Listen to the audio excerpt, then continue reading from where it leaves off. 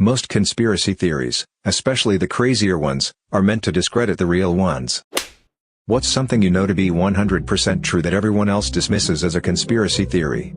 The art world is largely built around money laundering and tax evasion. This explains a lot of the really simplistic art pieces that sell for millions. You pay $10K for a painting, then give it to a college 3 years later. During that time, it went from $10K to $50K because F you, it's art.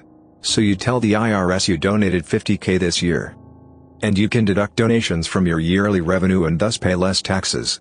The university plays along because they get free stuff out of the deal.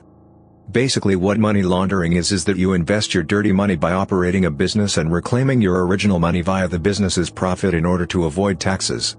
This can be applied to items of value as well. Buy a $100,000 painting that is less money you would pay in taxes, then go back and sell it. K-pop was created by the South Korean government under suggestion from the IMF as an extra exportable industry to fix its balance of payments. It really happened that way. I'm more surprised people or surprised governments get involved in cultural exports. Japan had some 5-year cool Japan thing going on. Thailand sending chefs to America to popularize Thai food.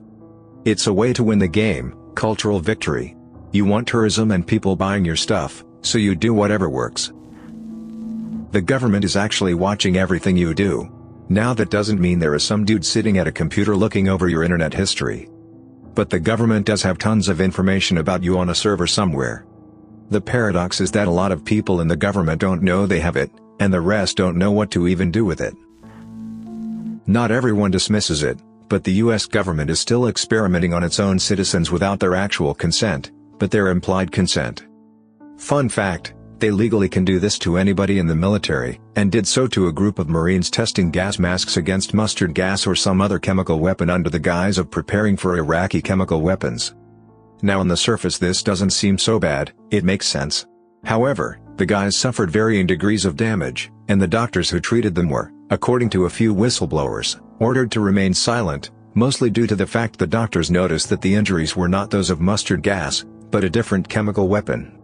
This happened in 2002 or 2003 I think, and a handful of the men died, with many more passing away a year or two later. I wish I currently had the source I got this from, but it's long since disappeared. Michael Jordan's first retirement was an unofficial suspension for betting on basketball. Not to forget the other part of the theory, that James Jordan was murdered due to his son's gambling debts.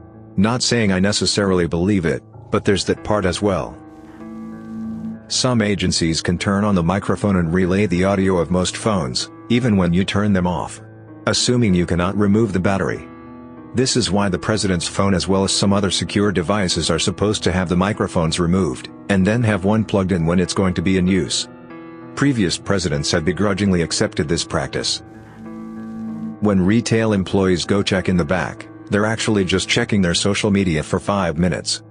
If I tell you that we are out but you insist that I go check, I'll take a glance around and then stand around for a while, because hey, I know we're out. If I were to say that we're probably out, and offer to go look for you, then I'll definitely move boxes and check, and you'll maybe get lucky. Comes down to when we get shipments, how often something's requested, and how friendly you are about it. Flood insurance rates are a cycle to churn properties for big banks.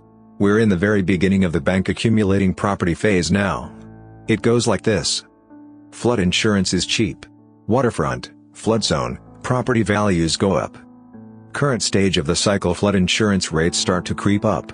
They're currently going up 25% a year until they reach their true rate. Meaning, they'll keep getting risen until the banks get what they want.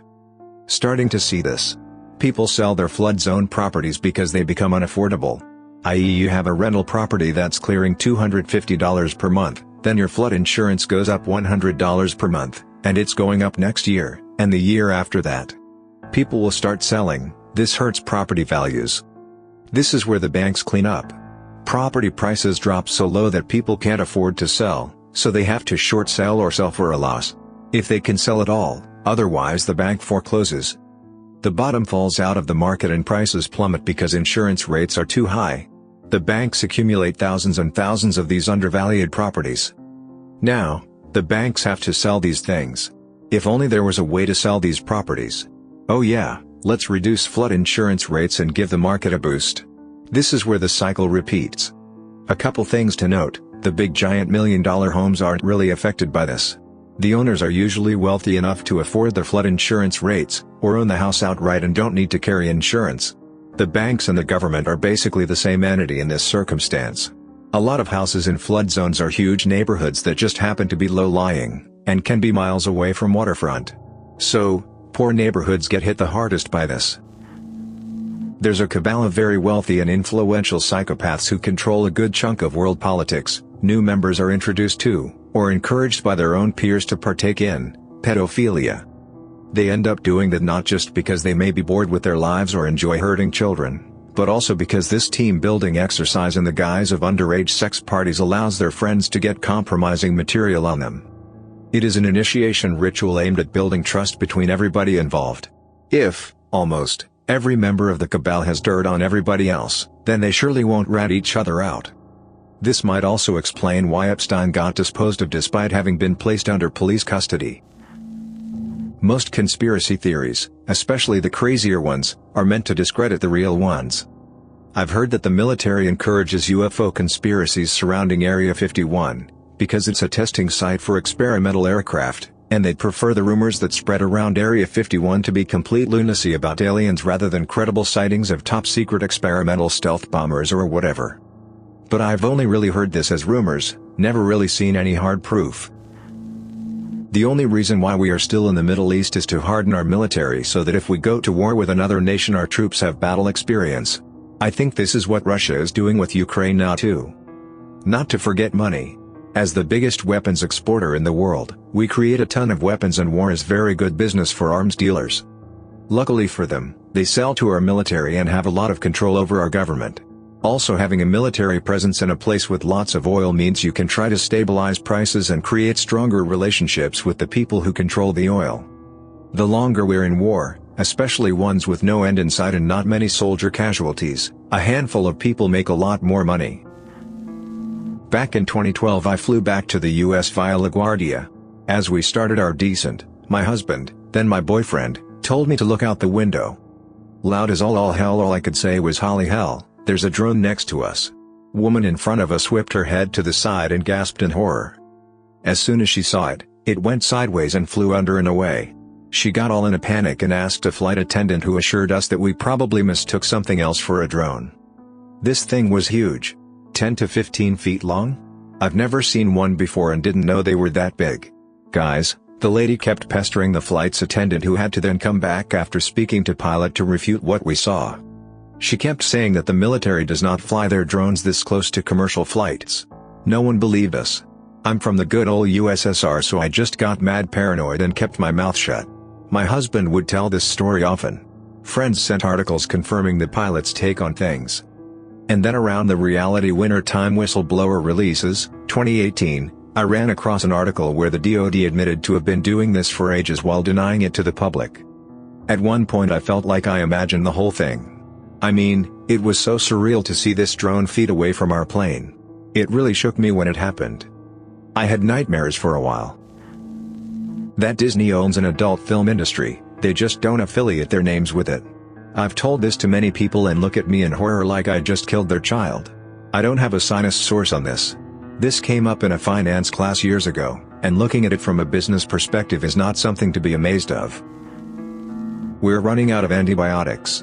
Bacteria are developing resistances faster than we can produce new ones. At the current rate, we'll run out within the next 50 years. We've already exhausted the first ones we developed, like early types of penicillin. It's not all bad, though. If we rotate what we have, and invest in developing more, we can prolong the deadline indefinitely. Regardless, when your doctor tells you to take your antibiotics for the full prescribed duration, and to dispose of them safely at a pharmacy, you should listen. Source: Biologist. The bachelor course on pathogenic bacteria covered this. Social media, especially Snapchat and Instagram, exist in part to make us more comfortable with events in our lives being publicly known, which in turn makes us okay with losing privacy from government surveillance. I'm not saying that was the original intent of those apps. I'm saying that in their current form they tacitly encourage people to be comfortable with being watched and having their lives recorded. The government basically encourages this because it suits them. We'll go extinct before we can ever colonize other planets. In one of Vonnegut's books, pretty sure it was Hocus Pocus, he posits that the true point of humanity's existence is to create a strain of bacteria robust enough to survive being jettisoned into space. And survive long enough to make it to a habitable planet and begin life again. Democracy is dead. Americans talk about their right to bear arms, and that's cool and all, but if you need to overthrow a government by force, you are not going to take down the US Army just by rallying a few thousand sympathetic freedom fighters. And you'd better believe that you're always the terrorist in this situation, because the media will lie and smear to protect the government and corporate interests. A lot of first world countries have an intentionally broken voting system, first past the post, which keeps the two largest parties in power. This means that if people vote for the best party for the job, their vote goes to waste, so they often vote for a much worse party that aligns with them on more issues than the other choice. This in turn further entrenches the two-party system. Two parties means fewer people to bribe when you need policies passed or blocked. There is an element of voting with your wallet here, in the sense that the more you line the pockets of politicians, the more your vote on an issue counts. And it's only the ultra-rich and large corporations that have this kind of money in the first place. The policies these companies lobby for inevitably serve to reduce their social and environmental responsibility and contribute to the still expanding income inequality in America and the UK and many other countries. Unelected corporations are effectively setting your laws, and that is why they suck so much, and that is why every president or prime minister seems to do next to nothing for actual progress regardless of which of the two parties they belong to. But sure, you have a vote which you can use to elect one of two corporatist puppets, and you have a gun which you can use to rise up, except you won't, and if you tried you'd be killed on the spot. That's not democracy, that's democracy theater. In the UK, we tried to change the voting system to one that would allow people to vote for their favorite party first and then rank other parties by order of preference, but it got shot down after a vote was called and the majority voted no. It seemed like all it took to convince most people to vote no, was for the media to say, "Don't do it, it will just end up voting the Lib Dems in." This also illustrates a problem with democracy. Even when we have it, people make uninformed decisions without knowing that they are missing vital information, and the media can manipulate this incredibly easily. Thanks for listening to Radio TTS. Hit the subscribe button to hear more uncomfortable stories about corrupt institutions and creepy powerful people. Share your own theories in the comments below, and remember, at this moment, someone could listen to you via your smartphone mic.